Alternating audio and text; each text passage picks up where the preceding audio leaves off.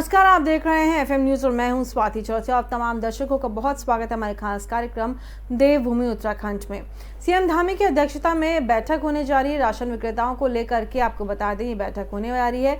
मुख्यमंत्री पुष्कर सिंह धामी की अध्यक्षता में बैठक की जाएगी और साथ ही साथ आपको बता दें कि बैठक के तमाम जो मुद्दे हैं उनसे भी उनको लेकर के चर्चा की जाएगी। बैठक में राज्य की खेल नीति और राशन विक्रेताओं के कमीशन में वृद्धि से संबंधित प्रस्ताव चर्चा के लिए लाए जा सकते हैं।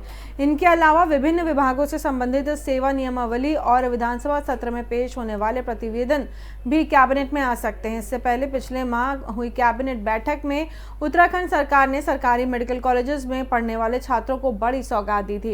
एमबीबीएस के छात्रों की एक साल की निर्धारित 4 लाख रुपए की फीस को तकरीबन 2.25 लाख रुपए कर दिया गया था। मेडिकल की पढ़ाई करने के बाद उत्तराखंड में ही सेवाएं देने का बॉन्ड भी भरने वाले छात्रों के लिए 50,000 रुपए तक का शुल्क दिया गया था।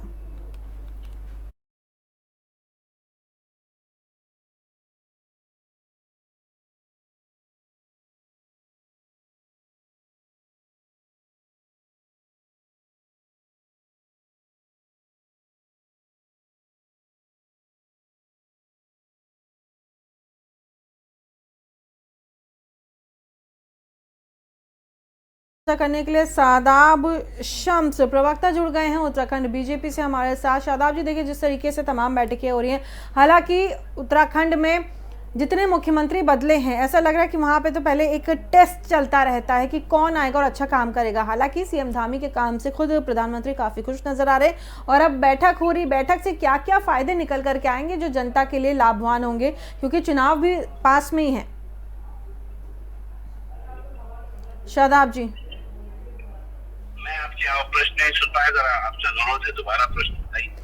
मैं ये कह रही हूँ कि आज शाम को जो बैठक होने वाली है, बैठक में आपको क्या लगता है क्या कुछ निकल करके सामने आएगा जो उत्तराखंड की जनता के लिए लाभान्वित होगा?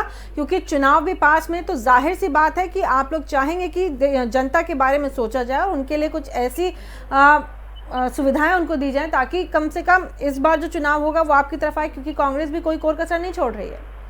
देखिए, जब बैठकें होती हैं इस तरह की, मुझे लगता है कि हम कभी भी चुनाव को लेके नहीं सोचते हैं, क्योंकि माननीय मुख्यमंत्री पुष्कर सिंह धामी एक युवा मुख्यमंत्री है और उनकी अध्यक्षता में आज शाम 7 बजे सचिवालय में एक मंत्रिमंडल की बैठक होनी है, जिसमें खेल नीति, राशन विक्रेताओं की कमीशन में जो वृद्धि है उसे संशोधित करना है, उसके संबंधित कुछ प्रस्तावों पर चर्चा होगी और जो बच्चों की जो फीस है, जो मेडिकल स्टूडेंट्स हैं एमबीबीएस की, उनकी जो फीस है, छात्रों की 1 साल की जो फीस थी, जो सौगात माननीय मुख्यमंत्री जी ने दी थी कि निर्धारित 4 लाख रुपए की जो फीस थी उनको घटा के 1.45 लाख कर दिया गया था। तो मैं कह सकता हूँ कि वो एक बेहतर दिशा में हम आगे बढ़ रहे हैं और धीरे धीरे एक मजबूत उत्तराखंड की नींव कैसे बढ़े, कैसे लोगों को ज्यादा से ज्यादा राहतें सरकार द्वारा दी जा सके, उस दिशा में आगे काम कर रहे हैं। और भी कई विषयों के ऊपर मंत्रिमंडल की बैठक में चर्चा होगी, क्योंकि हम सब लोग जानते हैं कि अब शीतकालीन सत्र सामने है और शीतकालीन सत्र में कुछ बड़े विषय सामने आएंगे। और मुझे लगता है कि लगातार परिश्रम, लगातार ईमानदार कोशिश एक बेहतरीन उत्तराखंड का निर्माण कर सकती है, जिसके लिए भारतीय जनता पार्टी और हमारी डबल इंजन की सरकार वचनबद्ध है। युवा मुख्यमंत्री पूरी ताकत से लगे हैं, दिन रात एक किया हुआ है कि ज्यादा से ज्यादा अपने लोगों को लाभ दे सके, ज्यादा से ज्यादा लोगों को फायदा पहुंचा सके। और मैं ये कह सकता हूँ, बहुत ईमानदार कोशिश जो हम कर रहे हैं उसका जवाब उत्तराखंड की जनता 2022 में जरूर देगी। इसलिए हमने प्रण लिया है युवा मुख्यमंत्री के नेतृत्व में इस बार 60 बार। ठीक है, बहुत शुक्रिया हमसे जुड़ने के लिए शादाब जी। और रुक करते हैं अगली खबर का। उत्तराखंड की राजनीति में दलित वोटर लगातार सुर्खियों में बने हुए हैं। पंजाब में चन्नी के सीएम बनने के बाद से ही आपको बता दें कि कांग्रेस के चुनाव अभियान प्रमुख हरीश रावत ने बयान दिया था कि उत्तराखंड में भी किसी दलित नेता को सीएम होना चाहिए। इसके बाद सीएम पुष्कर सिंह धामी हल्द्वानी दौरे के दौरान अचानक भाजपा के कार्यकर्ता के घर पहुंचे और वहां खाना भी खाया। धामी के इस अचानक कार्यक्रम को लोग देखते रह गए, क्योंकि वह अनुसूचित जाति के परिवार का घर था। इससे अंदाजा लगाया जा सकता है कि धामी अब दलित वोटरों को जुटाने में लगे हुए हैं। आपको बता दें कि धामी ने अचानक जिस दलित कार्यकर्ता के घर पहुंचकर भोजन किया, वो राजपुरा इलाके में बीजेपी के पुराने वार्ड अध्यक्ष रहे नंदकिशोर थे।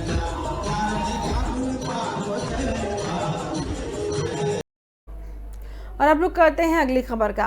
प्रदेश अध्यक्ष मदन कौशिक ने बयान दिया है, बूथों पर जाएंगे पार्टी के 2 लाख कार्यकर्ता। तमाम बयान उन्होंने दिए। विधानसभा चुनाव में पार्टी के पक्ष में वातावरण बनाने के लिए बीजेपी के 2 लाख कार्यकर्ता अब घर घर दस्तक देंगे। पार्टी के प्रदेश अध्यक्ष मदन कौशिक ने प्रदेश मुख्यालय में घर घर भाजपा हर घर बीजेपी अभियान का शुभारंभ किया। इस दौरान कौशिक ने कहा कि बीजेपी आम आदमी के विचारों तथा उनके सरोकारों से जुड़ी पार्टी है। यही कारण है कि हमने अभियान के माध्यम से हर घर तक जाने का निर्णय लिया है।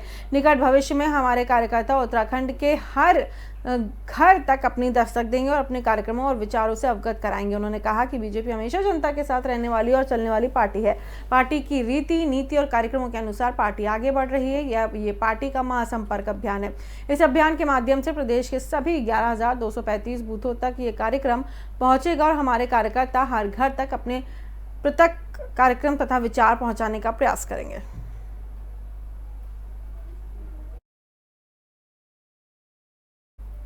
और रुक करते हैं अगली खबर। कालबोड़ा में प्रदेश नेतृत्व के आह्वान पर कांग्रेस कार्यकर्ता सल्ट विकास खंड मुख्यालय के भाजपा सरकार के खिलाफ 1 घंटे तक मौन उपवास उन्होंने रखा। कार्यक्रम में भाजपा पर कांग्रेस की शंखनाद जनसभा में व्यवधान डालने और सरकारी तंत्र के गलत इस्तेमाल करने का आरोप लगाया गया। कांग्रेस कार्यकर्ता ने कहा कि बीजेपी सरकार डरी और सहमी है। मौन उपवास करने वालों में वरिष्ठ कांग्रेस नेता शोभन सिंह बोरा समेत कई कांग्रेस कार्यकर्ता मौजूद रहे। आह्वान पर आज हमारे पूर्व अध्यक्ष पूर्व मंत्री यशवंत आर्य का सम्मान समारोह होना था हल्द्वानी में। प्रदेश सरकार द्वारा उसमें परमिशन न देकर के हमारे कार्यक्रम को तितर-बितर कर दिया है, जिसके सापेक्ष में प्रदेश अध्यक्ष के आह्वान पर हम लोग प्रत्येक मुख्यालय, ब्लॉक मुख्यालय में, तहसील मुख्यालय में कांग्रेस के कार्यकर्ता धरना प्रदर्शन कर रहे हैं और इस सरकार की हठधर्मी के कारण इसके खिलाफ हमारा प्रदर्शन।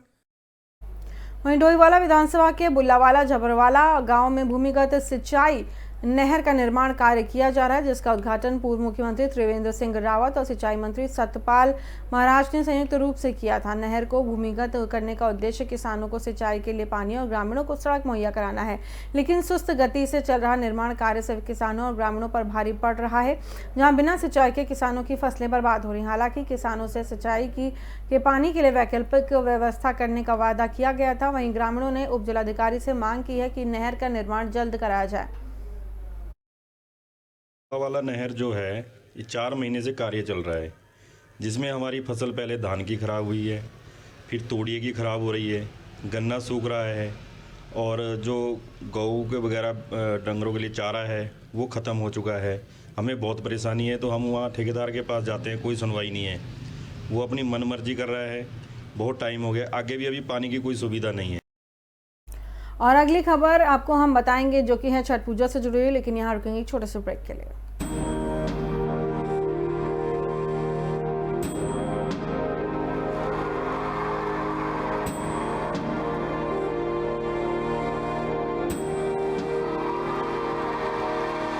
अब बच्चा बच्चा देशभक्ति पढ़ेगा, अब बच्चा बच्चा देशभक्त बनेगा। दिल्ली के स्कूलों में हमने देशभक्ति पाठ्यक्रम पढ़ाना शुरू किया है। जब हर बच्चा भारत माँ का वीर सपूत बनेगा, तभी बनेगा भगत सिंह के सपनों का भारत, तभी बनेगा बाबा साहब के सपनों का भारत।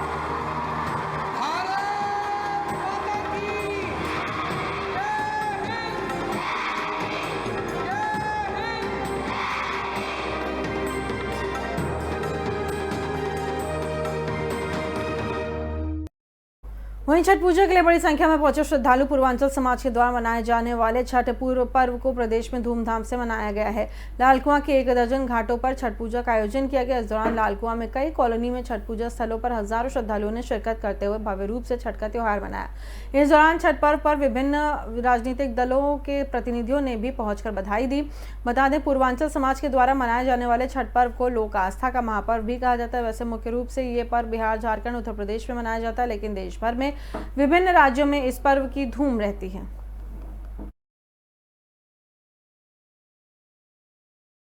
और अब आपको हम सुनाते हैं कि क्या कुछ बयान दिया है तमाम नेताओं ने। दुनिया में ये छठ का ऐसा त्योहार है, छठ माता की पूजा ऐतिहासिक पूजा होती है छठ माता के लिए छठ माई का एक अपने आप में कहा जाता है, जब पौराणिक कथा है कि जब भी उन्होंने किसी ने कोई मनोकामना उनसे मांगी है तो पूर्ण हुई है। और छठ माता चूँकि बहुत ही ज़रूरी इसलिए भी है कि लोग अपने संस्कार संस्कृति को भूलें नहीं और अपनी संस्कृति को जीवित रखें। ये भी एक बहुत महत्वपूर्ण बात है। दुनिया के किसी देश में भी छठ का उतने बहुत जोर जबरदस्ती मनाया जाता है। लगता है कि वास्तव में हम पूर्वांचल में बैठे हैं और आज तो सभी लोगों ने इसको मनाना शुरू कर दिया है।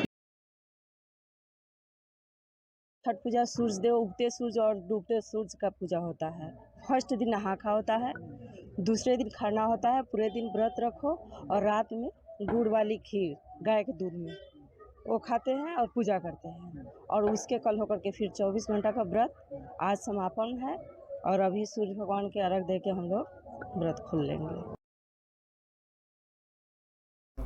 वहीं उत्तराखंड में भी धूमधाम से मनाया जा रहा है छठ पूजा का पर्व। भगवान सूर्यदेव को समर्पित इस आस्था पर्व पर पूर्वी उत्तर प्रदेश के बिहार प्रांत के लोगों में कड़ाके की ठंड के बाद भी इस पारंपरिक लोक पर्व को लेकर गजब का उत्साह देखने को मिल रहा है। इसी संबंध में चमोली के जोशी मठ में छठ पूजा उत्सव का आयोजन किया गया, जिसके बाद बीती शाम छठ गीतों के साथ गांधी मैदान जोशी मठ में लोक आस्था का पर्व मनाया गया, जिसमें भारी संख्या में पूर्वांचल और बिहार के लोगों ने बढ़ चढ़ करके हिस्सा लिया।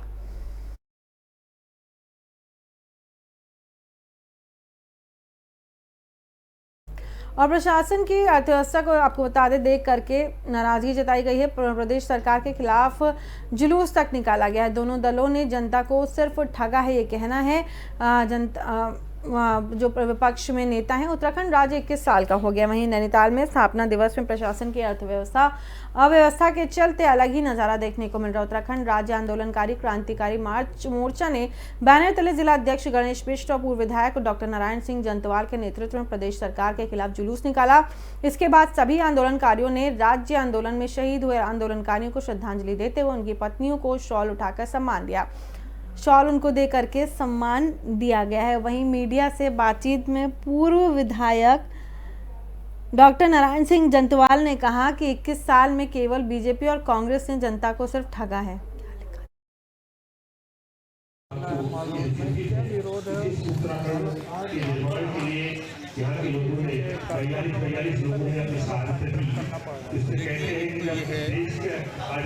आज शहादतों और इतने बड़े संघर्ष के बाद उत्तराखंड राज्य की स्थापना हुई थी। इस अवसर पर सारे देशवासियों को हार्दिक शुभकामनाएं, बधाई भी दी गई। जहाँ तक आंदोलनकारियों का प्रश्न है, इस राज्य का सपना उत्तराखंड की जनता ने देखा था कि एक समृद्धशाली राज्य होगा।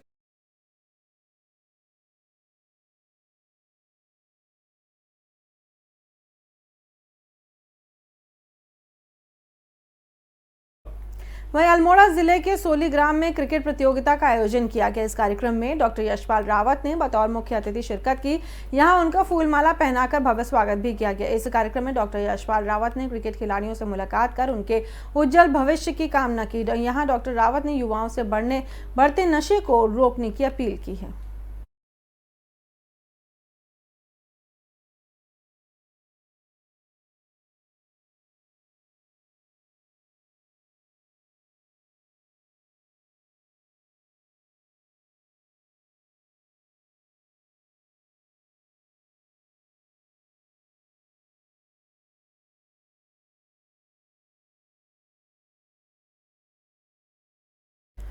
वहीं बद्रीनाथ धाम में इन दिनों तीर्थयात्रियों की संख्या में फिर से इजाफा हो गया। आज को 2040 तीर्थयात्रियों ने भगवान बद्रीनाथ के दर्शन किए। वहीं 20 नवंबर को बद्रीनाथ धाम के कपाट शीतकाल के लिए बंद हो गए। 15 नवंबर से धाम के कपाट बंद होने की प्रक्रिया भी शुरू हो जाएगी। गंगोत्री धाम, केदारनाथ धाम और यमुनोत्री धाम समेत एक एक करके सभी धामों के कपाट बंद होने के साथ ही परिवहन विभाग के चेक पोस्ट पर तैनात अधिकारी और कर्मचारियों ने भी अपना बोरिया बिस्तर समेटना शुरू कर दिया है।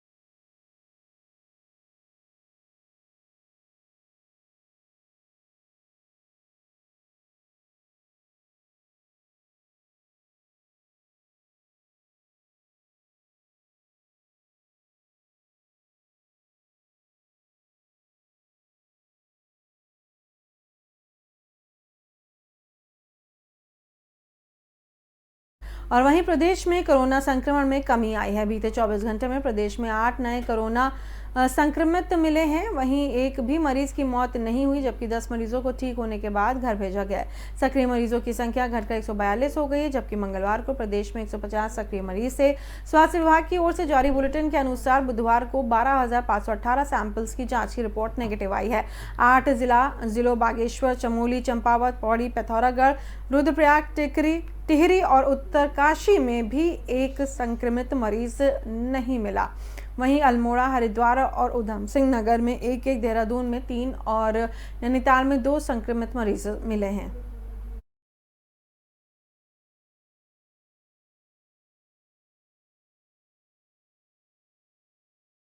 वहीं आम आदमी पार्टी 2022 के चुनाव की तैयारियों में जुट गई है। प्रदेश में चुनावी माहौल गरमाने के लिए आम आदमी पार्टी के बड़े नेता उत्तराखंड का दौरा करेंगे।